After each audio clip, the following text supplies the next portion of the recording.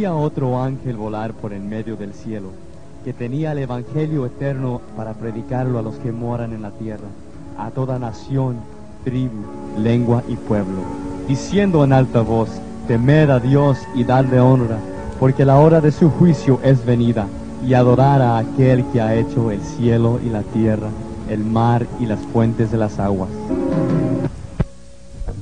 El pastor Efraín Valverde Sr. Quiero darle gracias a Dios, primeramente, que podemos llegar a muchos que no vemos sus rostros, pero que podemos desearles ahorita que Dios los bendiga. ¿Pueden decirles que Dios los bendiga, mis hermanos?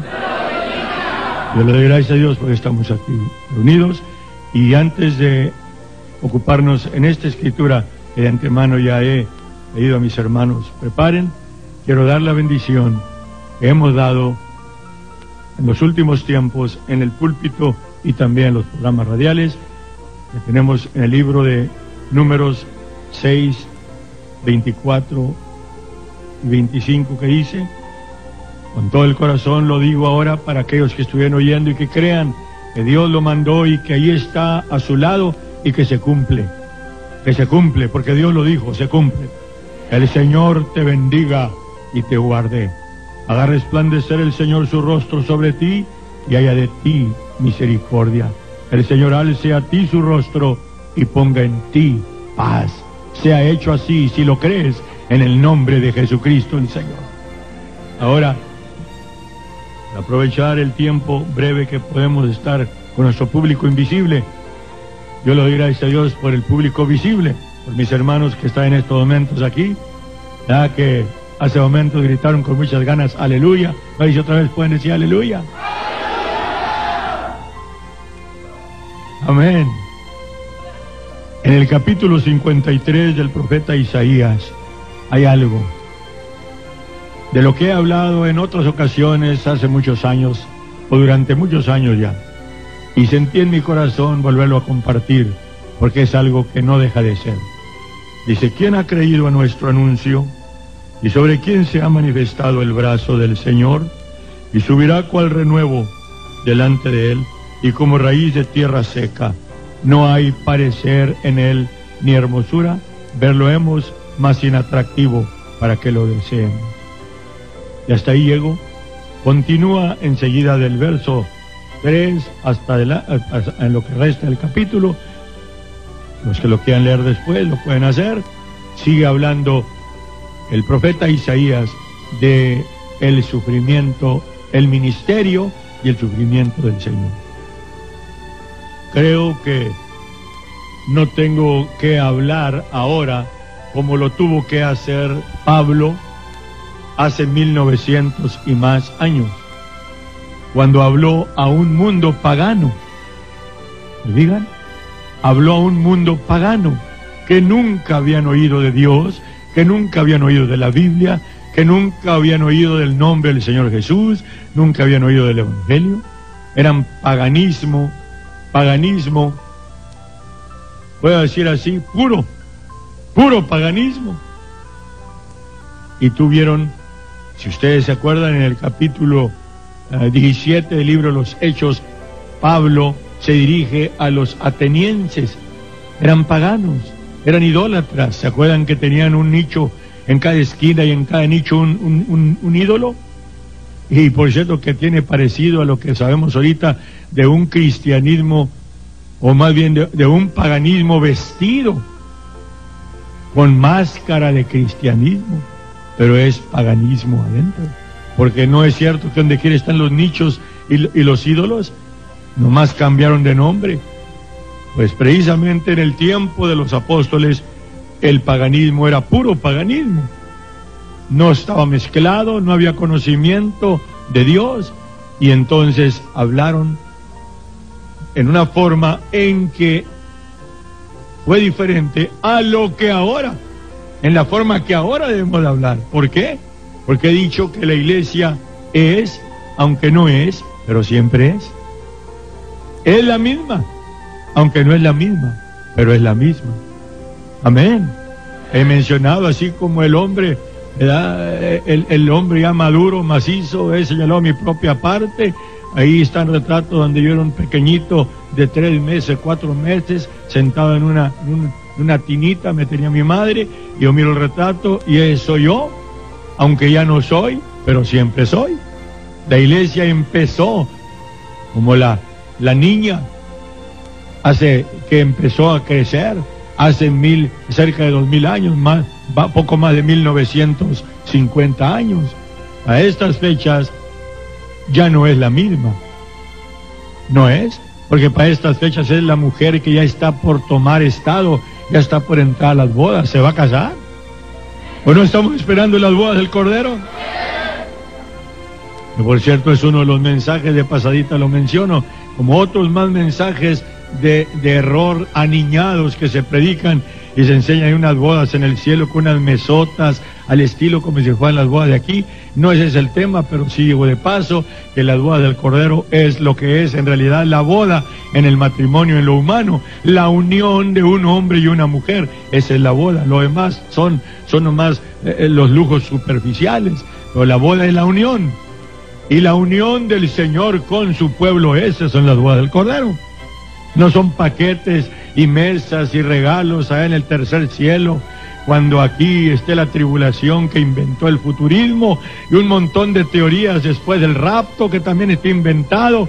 Hermanos, tantas cosas hay que decir, de las que ahorita se creen y le dan a la iglesia que ya está para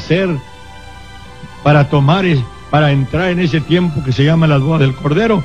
Entonces siendo desviada, y está siendo desviada las mentes de multitudes de creyentes en interpretaciones falsas, erróneas, desviadas.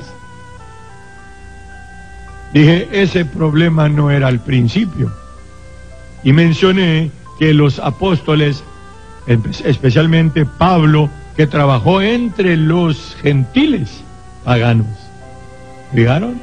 Porque Pedro, que como dijo Pablo, recibió el ministerio de la circuncisión, o sea, para ministrarle a los judíos, a los guardadores de la ley, al pueblo del libro, en donde, por cierto, fue donde principió la iglesia, porque la iglesia no principió entre los gentiles, empezó también entre los judíos. Y no olvidemos que los primeros convertidos en Hechos, el capítulo 2, y allá en esos primeros días, fue entre los judíos, y los gentiles que había entre ellos eran porque eran convertidos al judaísmo, eran prosélitos de la ley. Pero el mensaje no había sido anunciado entre los gentiles hasta que el Señor llegó a Pedro y abrió la puerta en la casa de Cornelio, y ahí empezó a predicarse el evangelio entre los que no conocían la ley, ni a Dios, ni la Biblia. Dios llamó a Pablo, a Saulo de Tarso, y entonces esa puerta que se abrió por mano de Pedro, porque fue el que le dio Dios las llaves, y usó una llave el día del Pentecostés y la otra llave en la casa de Cornelio. No es el Pedro que pintan con una sabanota blanca parado en la puerta del cielo con un llavero grande. Esas son niñerías, como son muchas otras niñerías que el cristianismo cree, pero que son niñerías, son jugarreta. Qué triste, hermano, porque lo están tomando en serio. ¿Cómo hay obligación de nuestra parte al entender las verdades de Dios para explicarlas? ¿Cuánta obligación tenemos cuando hemos conocido lo que es serio? Entonces vuelvo a repetir, Pedro usó las llaves en el principio, el día del Pentecostés, y le abrió para el pueblo cuando dijo: arrepentíos y bautícese cada uno de vosotros en el nombre de Jesucristo para el perdón de los pecados, y recibiréis el don del Espíritu Santo, porque para vosotros es la promesa, dijo, para vuestros hijos, para los que están lejos. Y luego por el Espíritu Santo, él no lo sabía, no supo lo que estaba diciendo, dijo, y para todos cuantos el Señor nuestro Dios llamare, y ahí estábamos nosotros. Por cierto que cuando se trató de ir con Cornelio no quería ir, porque el Señor lo obligó. Y acuérdense ustedes del manto, que no quiso ir con los inmundos. Pero el Señor lo llevó y le dijo: no llames tú inmundo a lo que Dios limpió. Yo creo que aquí hay algunos que debemos darle gracias a Dios porque éramos dos inmundos y ahora somos limpios por la sangre del Cordero. Entonces el mensaje se predicó entre el paganismo, dije, puro paganismo. Pablo habló en Atenas a los epicúreos, a los estoicos, llenos de ídolos, llenos de monos, llenos de paganismo. Hermanos, entonces el mensaje del Evangelio era novedad para el paganismo, para el mundo pagano, pero ahora para este tiempo no es ninguna novedad, especialmente en el mundo occidental. Ciertamente que todos los siglos y durante todas las edades ha habido naciones y pueblos que no han oído nunca. A mí me consta eso porque he estado en donde no han oído nunca y llegué a hablar con quienes nunca habían oído mencionar el nombre del Señor Jesús. Y eso fue en China Roja. Yo mismo lo experimenté, que nunca habían oído antes decir el nombre Jesus. Jesús. Millones que nunca han oído. Siempre lo he sabido, pero son más los millones que en una forma o en otra han estado conscientes en el tiempo en que nosotros vivimos, porque ha sido el tiempo en que se ha anunciado más el Evangelio, más que nunca, porque aún la humanidad se ha multiplicado más que nunca y el Evangelio se ha anunciado más que nunca, porque también ha habido medios de comunicación como nunca. Y la iglesia es la misma, aunque no es la misma, pero es la misma. Y eso tenemos que fijarnos, porque hay que mirar cuáles son las cosas que deben ser las mismas. Y entre ellos, antes de que se me vaya a pasar, no olvidemos, entre las cosas que debe ser lo mismo en la iglesia, es la misma pasión. ¿Oyeron? La misma pasión que hubo en los apóstoles y en los discípulos y en aquellas mujeres piadosas que anduvieron con el Señor, aún aquellas que fueron llorando detrás de Él cuando iba subiendo al Calvario, las que fueron al sepulcro, las que estaban ahí en el aposento alto y los que creyeron en esos días. Había una pasión tremenda, el primer amor del que habla el Espíritu Santo, y eso vale más que lo haya hasta ahorita en la iglesia que ahora existe. Hay muchas cosas que en la iglesia que es la misma, pero no es la misma. Aunque es la misma, debe de haberlas. Otras cosas no pueden ser lo mismo. Y entre las cosas que no pueden ser lo mismo es el decir que no sabemos, es el decir que estamos hablando entre un mundo que no sabe. Estamos hablando entre un mundo que se llama cristiano, con comitas, cristianismo, con comillas, de apariencia. Ese es el ambiente en el que estamos viviendo ahora. No he olvidado la escritura que he citado, porque dije aquí en este capítulo en donde el profeta Isaías habla en forma profética. Esta mañana leía, o anoche, una revista de Jerusalén, y daba razón del profeta Isaías, que han andado buscando dónde está su sepulcro. Hay algunos que han dicho que ya lo encontraron y otros dicen que no es. El negocio está en que menciona ahí un dato que Isaías vivió 800 años antes de que el Señor viniera en carne. Lo leí anoche y a mí me sirvió el dato porque me aseguré, pero lo estoy mencionando porque es el profeta al que estoy citando. Estoy hablando de lo que dijo Isaías. Y él anticipó de una manera, si ustedes han leído todo ese capítulo, lo leen, encuentran ahí una descripción gráfica, clara, exacta de los sufrimientos de mi Señor. Yo que cada vez que leo ese capítulo me embarga la emoción y se me hace maravilloso ver qué tan exacto lo anunció aquel hombre por el Espíritu Santo. Por eso San Pablo nos dice que, o se nos explica acá en el Nuevo Testamento, que en aquellos hombres estaba el Espíritu de Cristo anunciando las aflicciones del Señor y las glorias después de él. Nosotros hemos venido a vivir después de las aflicciones del Señor y a disfrutar de las glorias después de ello. ¿O no es el sacrificio de Cristo el Señor el que nos ha dado el privilegio de poder decir gloria a Dios, gracias a Dios por mi salvación? Y aquí estamos, menciono, estamos ya para llegar a la orilla, porque las señales que están delante de nuestros ojos son las señales del último tiempo. Inclusive el anticipo que había, que lo he citado aún de memoria, San Pablo habla de la apostasía que tenía que venir. También pues el Espíritu Santo lo dice el Espíritu Santo dice manifiestamente que en los venideros tiempos algunos apostatarán de la fe, escuchando espíritus de error y doctrinas de demonios, que con hipocresía hablarán mentira, teniendo cauterizada la conciencia, que prohibirán casarse. Está hablando de la doctrina del celibato, es doctrina de demonio, y mandarán abstenerse de viandas que Dios crió. Hay muchos aquí que no comían carne el viernes porque pensaban que era pecado. Oí por ahí que alguien nos acusó de que aquí están mal la iglesia porque algunos hermanos comen pork chops. A mí qué me importan los pork chops, a mí no me justifica pork chop o no pork chops. Si no como pork chops es porque no me caen bien. Pero lo que nos justifica no es comer o no comer, lo que nos justifica es la gracia de Dios por la sangre de Jesucristo. Y aquí estamos. Lo dije, ahora en un tiempo en el cual estamos llegando a la orilla y en el cual, lo mencioné al principio, el cristianismo se convirtió en su tiempo en un cristianismo, o más bien en un paganismo disfrazado. Y he dado ciertos datos y vuelvo otra vez a traerlos a memoria, porque lo deben de confirmar mis hermanos para que sepan cuándo entró la apostasía.